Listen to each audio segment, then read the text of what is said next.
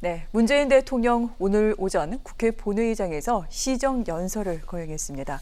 내년도 예산안 그리고 집권 후반기 국정 운영 방안에 대해 설명을 했는데요. 방역과 경제에 대해서 상당히 강조하는 내용이 담겨 있었습니다. 키워드는 위기의 시대를 넘어 선도 국가로 도약한다, 이런 내용이었습니다. 오늘 시정연설에서 가장 많이 등장한 단어 따라서 경제, 총 43번이 언급이 됐습니다. 이어서 위기라는 단어 28번, 코로나 25번, 방역 23번, 그리고 평화라는 단어는 11번 사용이 된 것으로 그렇게 집계가 되기도 했습니다.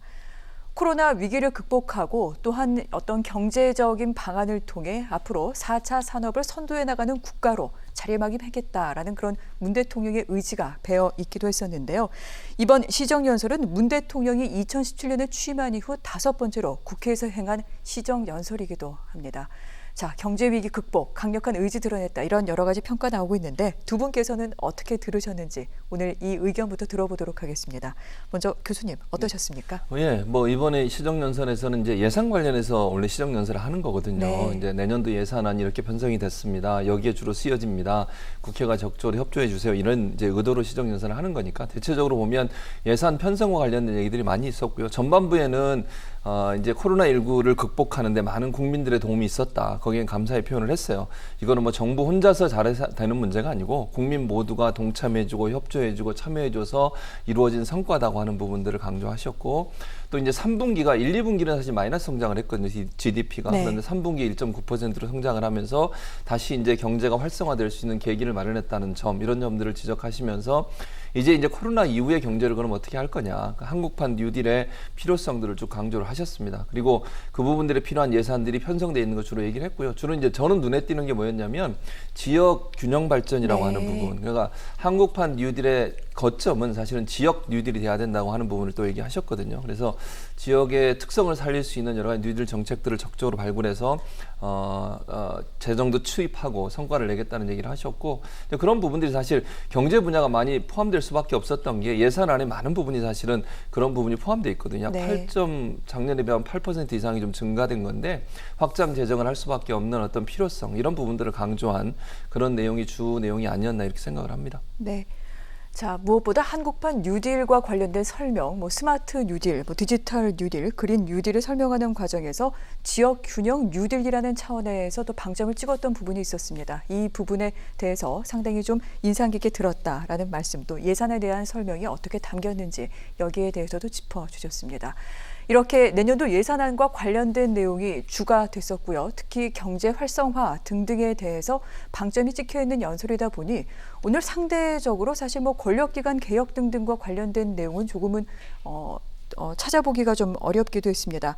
하지만 지금 전국은 사실 라임 옵티머스 사태, 또 추미애 법무부 장관과 윤석열 검찰총장의 충돌 등등으로 여야간의 정쟁이 계속되고 있는 상황인데, 오늘 문재인 대통령 이 연설 말미에 경찰청법이나 국정원법 같은 권력기관 개혁과 관련된 법안이 입법을 좀 빨리 해달라라는 내용과 더불어 공수처 출범 지원을 끝내달라, 이런 정도의 언급만 있었습니다. 어떻게 들으셨습니까? 사실 이 시정연설 자체가 권력기관 개혁이 중요한 것이 아니라 내년도 예산안에 관련해서 국회에 설명을 구하는 그런 자리이기 때문에 당연히 이 검찰개혁 이야기가 주가 될 수는 없는 부분이고요. 네. 그럼에도 불구하고 발언의 비중이 이례적으로 작았다는 것은 사실 권력기관 개혁 거의 다 끝났다는 거죠. 네. 공수처 출범 같은 경우도 지금 지연되고 있지만 야당이 이미 공수처장 추천위원 후보 2명을 냈습니다. 거기에 대해서 여당이 마음에 안 든다고 하고 있는데, 기존에 지난해에 이 패스트 트랙으로 통과시켰던 그 공수처법을 보다 더 개정해서 야당의 비토권을 무력화시키는 개정안까지도 여당이 발의를 준비하고 있는 입장이고, 180석의 법료 앞에서 야당이 막을 수 있는 현실적인 방법이 없습니다. 검찰개혁 같은 경우는 이미 검경수사권 조정안이 행정안전부와 법무부 간의 합의를 통해서 통과가 되었고요. 실제로 윤석열 총장 한 명을 제외하면 지금 검찰 수뇌부에 전부 다 추미애 장관 라인이라고 평가해야 될 사람들이 있는 거 아니겠습니까? 그런 언론의 보도가 나올 정도로 인사를 통한 한쪽에서 보기에는 검찰개혁, 네. 반대쪽에서 보기에는 검찰 장악이 끝나버렸기 때문에 굳이 대통령이 나서서 힘을 쓸 필요가 이제는 없어진 것이죠. 그리고 무엇보다 지금 윤석열 총장과 추미애 장관의 갈등을 대통령이 직접 언급하는 것 자체가 대통령 지지율이나 이미지에는 별 도움이 안 될 겁니다.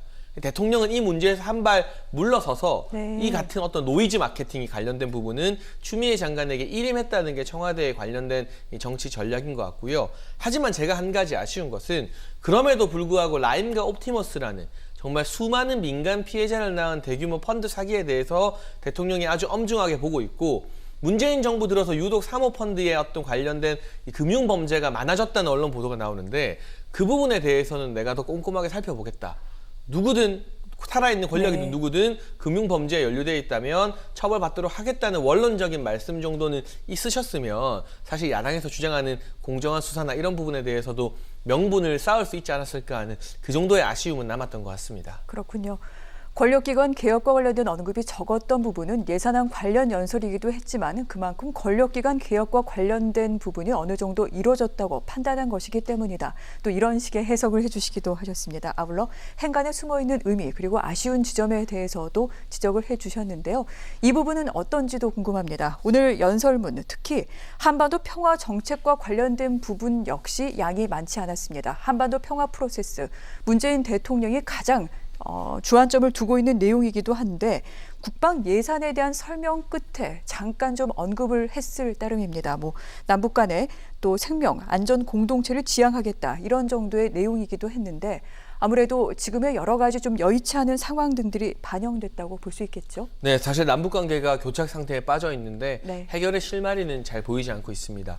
이 실마리는 이제 일주일 남짓 앞으로 다가온 미국 대선이 끝나야만 미국의 새로운 지도자가 들어설 것인가 아니면 트럼프 행정부가 유지될 것인가 윤곽이 드러나야만 우리도 거기에 발맞춰서 전략을 수립할 수 있고 네. 북한도 마주 움직일 것이기 때문에 지금 단계에서는 문재인 대통령이 딱히 언급할 부분이 없습니다. 그리고 사실 이 문재인 정부에 대한 여러 가지 국민적 여론을 돌아보게 된다면 지난 지방선거와 총선 즈음까지만 해도 한반도 평화 정책이 국민들의 가장 많은 지지와 관심을 받았다면요. 총선 전후로 해서는 코로나 방역 경제와 관련된 재난지원금 이런 부분들이 국민적 관심사로 바뀐 지 오래거든요. 네. 그렇다 보니까 문재인 대통령도 역시나 이번 연설에서는 경제에 방점을 두면서 그동안 자신의 어떤 트레이드마크라고 할 수 있는 한반도 평화에 대한 언급량은 상대적으로 줄어든 느낌이 있을 수밖에 없는 것이고요. 하지만 또 여기에서 국방 예산 52조 9천억을 확대했다면서 강한 안보를 만들겠다고 하셨는데 제가 봤을 때 국방력 강화하는 데 있어서는 우리의 국방 예산을 투입하고 최신 무기를 도입하는 것도 당연히 중요하지만 두 가지가 선결돼야 됩니다. 강한 한미동맹과 지도자의 의지입니다. 그런데 지금 우리가 북한군과의 어떤 관계 때문에 한미연합훈련을 축소하거나 뒤로 미룬 지 한참입니다. 물론 코로나의 영향도 있었지만 하지만 같은 시기에 일본에서는 미일 합동훈련이 최대 규모로 열리고 있습니다. 북한뿐만이 아니라 중국의 안보 위협에도 대항하기 위해서 네. 그런 전선이 지금 한반도를 기점으로 그어지는 것이 아니라 일본을 기점으로 그어지게 된다면 우리가 미군의 안보 자산을 제대로 활용할 수 없다. 이런 위기 상황에 직면할 수 있다는 걸 정부가 고민을 했으면 좋겠고요. 두 가지는 이제 지도자의 의지인데 아무리 강한 장비와 최첨단 무기가 있어도 북한의 도발이나 교전에 지도자가 응전하지 마라. 우린 대화를 할 거다. 이래버리면 강한 안보가 불가능해지는 것이거든요. 사실 서해에서 우리 공무원이 피격을 당했다면 예전 같았으면 북한이 싫어하는 확성기라도 이 휴전선에 틀었어야죠. 북한이 굉장히 싫어하는 효과적인 도발 수단입니다. 근데 지금은 김정은 위원장의 공개 서신이 아닙니다. 비공개 통지문에 미안하다는 표현 2번 들어가 있다고 우리가 오히려 감격하는 이 모습에서는 국방 예산이 52조가 아니라 60조, 70조가 늘어나도 강한 안보를 좀 기대하기는 어렵지 않을까. 그런 부분에 대해서 북한에 대해서 할 말을 하는 이 나라 대통령의 모습이 보여질 때 저는 강한 안보가 가능하다고 생각합니다. 네. 이 서해 공무원 피살 사건과 관련해서도 오늘 시정연설에 대해 여기에 대한 언급이 있었습니다. 정부로서는 투명하게 조사를 하고 원칙적으로 대응하겠다라는 언급은 했습니다만 장평론가께서 보시기에는 더 강한 의지 또한 한미 동맹에 대한 의지 등등이 더 피력됐어야 되지 않느냐라는 그런 부분도 말씀하신 것 같습니다. 아마 이 같은 부분은 다음 주 미 대선이 끝나고 난 뒤 또한 어떠한 기조가 나오지 않을까 이 부분도 기다려 보도록 하겠습니다. 국민들이 관심을 갖고 있는 사안, 경제 가운데 특히 또 부동산이기도 합니다. 오늘 여기와 관련된 내용도 언급이 있었는데 문 대통령 상당히 좀 단호하게 얘기한 부분이 있습니다. 부동산 시장 안정, 실수요자 보호, 그리고 투기 억제에 대한 정부의 의지는 단호하다 이렇게 얘기를 했고요.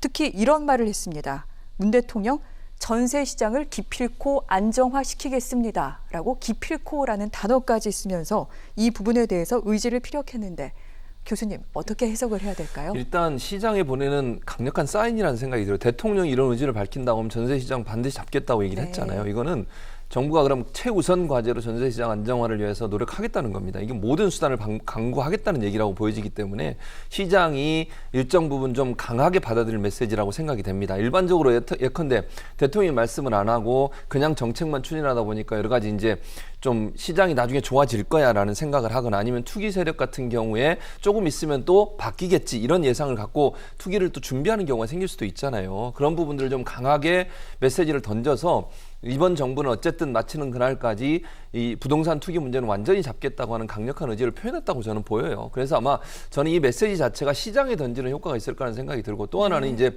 전세 자금 같은 경우도 지금 이제 전세 문제가 임대보호차 3법 끝나고 나서 처리되고 나서 이게 계속 문제가 되고 있잖아요. 근데 구체적으로 해결 방안이 그렇게 딱히 나오는 게 없어요. 김현미 장관도 뭐 해결 방안을 찾겠다고는 했지만 지금 현재 이런 문제가 해결될 수 있는 기미가 안 보이고 있기 때문에 대통령 입장에서는 관련 장관들이나 부처가 이 부분을 좀 강하게 좀 해결 방안을 찾아내라고 하는 뭐 질책이라고까지 얘기할 수 없지만 메시지가 담겨 있다고 저는 봅니다. 그래서 이 문제가 결국 이 일반인들 특히 서민들의 생활과 직접적인 연관이 있는 부분이잖아요. 그래서 정부 입장에서는 행정부가 이런 부분을 적극적으로 하라고 하는 메시지 두 가지, 즉 시장에 던지는 메시지가 있을 것이고 두 번째는 이제 일을 하고 있는 공무원들이 좀 더 이 문제를 적극적으로 해결하기 노력을 해야 된다. 이런 두 가지의 메시지가 있지 않나는 생각이 듭니다. 네. 평론가님께서는 어떻게 들으셨습니까? 사실 뭐 대통령의 의지 다 좋은데 저는 아주 짧게 네. 2년 전 문재인 대통령이 한 방송국에 나와서 국민과의 대화 때 말씀하셨던 게 떠올랐어요. 그 자리에서 문재인 대통령이 우리 정부가 집값 안정만큼은 자신이 있다 믿어달라고 하셨거든요. 그런데 2년 사이 집값이 어떻게 됐나요? 그러니까 오늘은 집값 말씀은 안 하시고 전세가 자신 있다, 우리가 반드시 잡겠다 하셨잖아요. 이러다가 내년 시정연설이나 네. 이제 후내년 국민과의 대화에서 월세 안정화만큼은 자신 있다, 이렇게 말하는 날이 오지 않을까 싶어서 상당히 걱정스럽고요. 2년 전에 국민과의 대화에서 약속하셨던 부분을 남은 임기 동안 꼭 지켜주셨으면 하는 바람입니다. 알겠습니다. 오늘 부동산 시장과 관련해서 또 홍남기 부총리가 내놓은 얘기 등등이 있습니다. 잠시 후 저희가 이 내용 조금 더 짚어보도록 하겠습니다. 일단 오늘 시정 연설에 대한 여야의 반응도 정리를 해봤는데 역시나 엇갈린 평가를 내놓고 있습니다. 민주당 국회와의 협치에 강한 의지를 보여줬다. 국민의힘 자화자찬과 독주 선언으로 가득했다. 그리고 정의당이 이렇게 평가를 했습니다. 근본적인 철학이 무엇인지 알 수가 없다라고 김종철 대표가 취임한 이후 처음으로 대통령에 대한 평가를 이렇게 내놨는데 이 부분까지 어떻게 봐야 될지 교수님 아무래도 설명을 좀 해주셔야 될 것 같습니다. 이제 뭐 더불어민주당이나 국민의힘 같은 경우에는 기본적인 입장 자체가 있으니까 제가 네. 그렇게 했다고 보여져요. 그러니까 뭐 야당이야 당연히 대통령의 발언에 대해서 칭찬보다는 비판을 더 많이 하죠. 그래서 그런 차원에 저는 접근해서 봐야 된다고 봅니다. 그래서 뭐 자화자찬이나 독주 선언으로 가득했단 말은 뭐 그 말이 전체적으로 사실이라고 저는 보지는 않고요. 네. 다만 이제 정의당이 근본적 철학 문제를 얘기했는데 아마 정의당이 선명한 본인들의 노선을 밝히기 위한 하나의 방법이 아니었나 하는 생각이 들어요. 무슨 네. 말이냐면 그러니까 문재인 정부가 출범하고 나서 처음에 시작할 때 가지고 있었던 정책이 일정 부분 수정이 있었습니다. 그거는 시장의 변화라든지 아니면 상황의 변화에 따라서 적극적으로 실효성이 있는 정책들을 내다 보니 예를 들면 정말 서민 주도 정책이라든지 서민들이나 아니면 소수자들을 배려하는 정책 이런 부분들이 물론 뭐 문재인 정부가 그걸 포기한 건 아니지만 일정 부분 기업의 입장이든 아니면 시장의 변화에 적응하면서 국가 전체가 발전하는 데 필요한 부분들을 약간씩 수정하면서 갔거든요. 거기에 대해서 일정 부분 정의당 입장에서는 왜 처음에 시작했던 그 철학을 지키지 않느냐라고 주장을 하는 것 같아요. 근데 지금 말은 다시 해석해서 말씀을 드리면 정의당의 노선 문제에 있어서 여러 가지 논란이 있었고 그것 때문에 많은 사람들이 지지를 네. 처리하는 경우도 있었잖아요.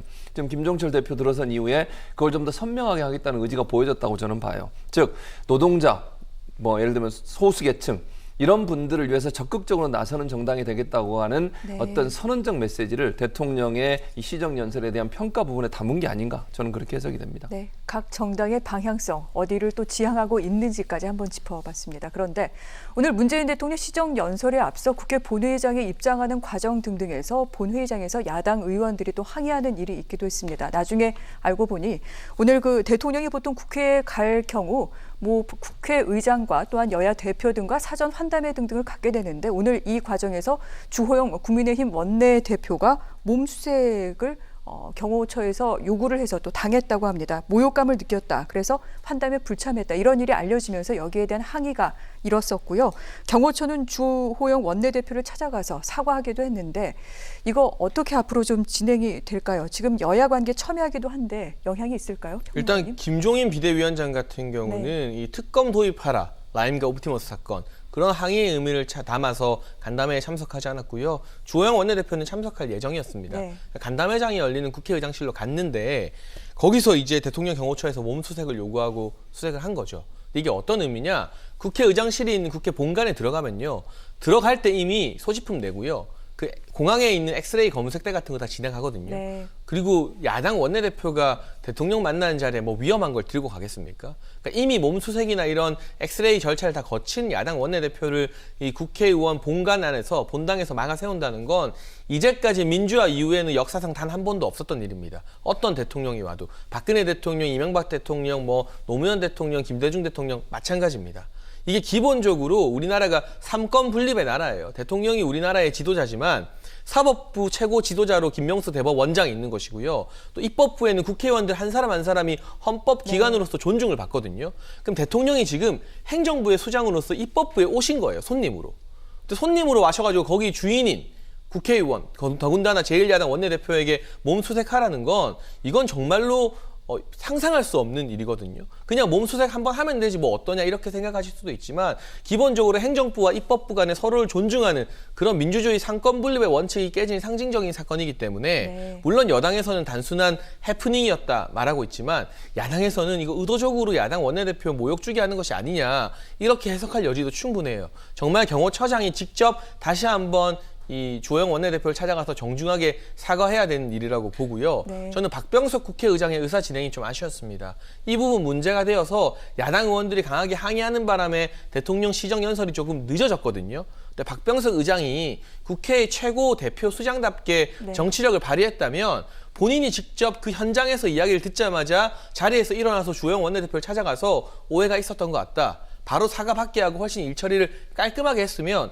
대통령이 입장하는데 야당 의원들이 뒤늦게 항의를 표한 일도 없었겠죠. 네. 여러모로 아쉬운 점이 많은 단순히 실수라기에는 이 삼권 분립의 원칙과 관련된 석연치 않은 사건이었습니다.